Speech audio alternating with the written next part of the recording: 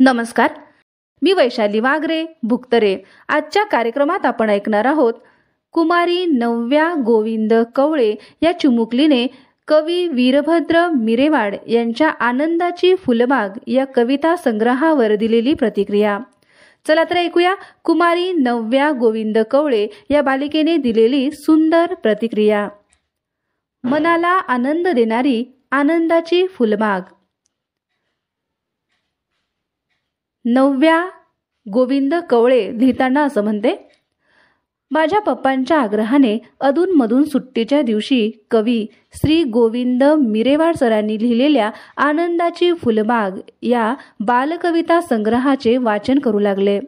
त्यातल्या कविता वाचत असताना माझा आवडता संग्रह झाला आणि मला आनंद देणारी ही आनंदाची फुलबाग माझ्या हातात येऊ लागली. वाचत वाचत पप्पांनी सांगितले, तुला लिहिता येत असेल तर यावर लिहिण्याची सुरुवात कर. मग मी पहिल्यांदाच लिहिण्याचा प्रयत्न केला आहे.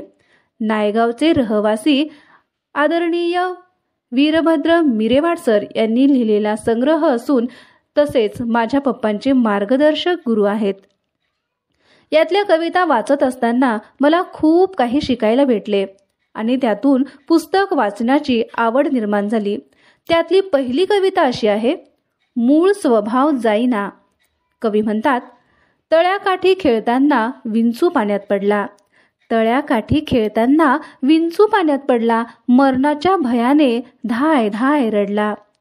म्हणजे तळ्याकाठी खेळताना विंचू पाण्यात पडला, डोळ्यासमोर मरण आले ते पाहून भीतीने जोर जोरात रडला. त्यावेळी विंचवाला एका बेडकाने वाचवण्याचं ठरवलं आणि बेडूक विंचवाला तळ्याकाठी आणलं. बेंडकाच्या पाठीवरून खाली उतरताना बेंडकाला डंख मारून विंचू पळाला. बेंडकाने विंचवाला वाचवलं आणि तोच डंक मारून पळाला, म्हणजे मूळ स्वभाव जाईना. अशा छान छान कविता या पुस्तकात आहेत.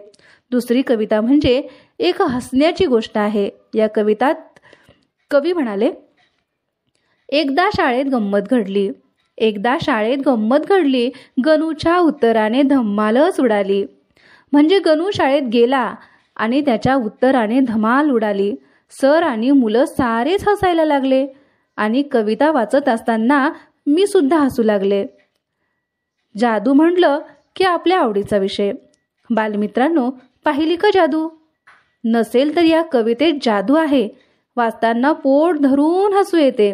जादूगार म्हणाला, उठ पोरा, नाकातून निघाला लांब लांब दोरा. म्हणजे जादूगाराने नाकातून दोरा काढला. हे बघून साऱ्यांना आश्चर्य वाटले. पुढची कविता, घूस. तुम्ही घूस बघितली का? मला वाटते बघितली नसेल आणि मलाही माहीत नव्हते. घरी माझ्या मम्मीला विचारल्यावर घूस कशी असते ते कळाले. घराला उकरून नाश करणारी उंदरापेक्षा मोठी असते हे कळाले. पुढची कविता, खेळवाल्या मामाची. मदारी या कवितेतून माकडांचा खेळ दाखवलेला आहे. खेळवाल्या मामाला मदारी म्हणतात ते या कवितेतून समजले. त्यानंतर कवी सरांनी अजिमाय कवितेतून आजीचा गोडवा गाताना, अजिमाय माझी बोलत नसे खोटं, अजिमाय माझी बोलत नसे खोटं, गालावर हात ठेवून मोडत राहते बोट. अशी अजिमायची कविता वाचताना माझ्या आजीची आठवण आली. माझ्या दोन्ही आजी माझा लाड करतात आणि मीही त्यांचा खूप लाड करते. भेटायला गेले की आजीच्या मांडीवर बसते. मग आजी गालावरून हात फिरवते. मन या कवितेत आईला प्रश्न विचारताना मुलगा दिसत आहे. पोळा सण आला की शेतकरी मायबाप एकदम आनंदित होतो. त्याचं कारण बैलांनी केलेली मेहनत ध्यानात ठेवून पोळा सणाला बैलाला धुवून पाठीवर झूल पांघरून छान सजवून बैलाची पूजा करतात आणि त्यांचे उपकार मानतात. म्हणून पोळा या कवितेत सणाचे महत्त्व सांगितलेलं आहे. ते असं, चैतन्याने भरलेलं गाणं असतो पोळा, चैतन्याने भरलेलं गाणं असतो पोळा, बैलाच्या सुखाचं जिणं असतो पोळा. असं पोळ्याबद्दल सांगितलं आहे. पुढे माझे सर या कवितेतून सर कसे आहेत ते दिसते. आमच्या सरांचे बोलणे गोड, आमच्या सरांचे बोलणे गोड, तोंडात त्यांच्या बर्फीची फोड. तसेच बाप्पा या कवितेत बाप्पा कसे आहेत हे कवितेतून मुलांना सांगितले. तसेच एरे एरे पावसा टप टप छानसा अशी कविता म्हणत मुलगा नाचत आहे. संगणक म्हणजे कम्प्युटर आजच्या जमान्यात किती महत्त्वाचा आहे हे सांगताना संगणक शाळेमध्ये मुठीत आले जग, संगणक शाळेमध्ये मुठीत आले जग, विदेशी दौऱ्यांची संपली तगमग. असं कम्प्युटरचं महत्त्व किती मोठं आहे ते यात कळाले.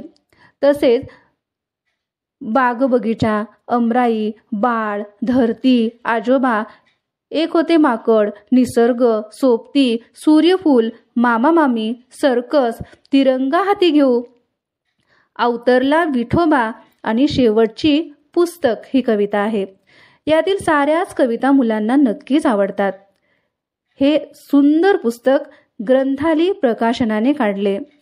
या कविता संग्रहाला संतोष धोंगडे सरांनी चित्र देऊन छान मजा आणली. तसेच एकनाथ आव्हाड सर यांची पाठराखण वाचतानाही मजा आली.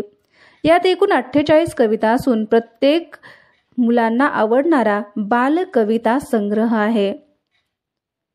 आत्ताच आपण आनंदाची फुलबाग या कविता संग्रहावर कुमारी नव्या गोविंद कवळे या बालिकेने दिलेली सुंदर प्रतिक्रिया ऐकली. चला तर मग पुन्हा भेटूया पुढील कार्यक्रमात. तोपर्यंत नमस्कार.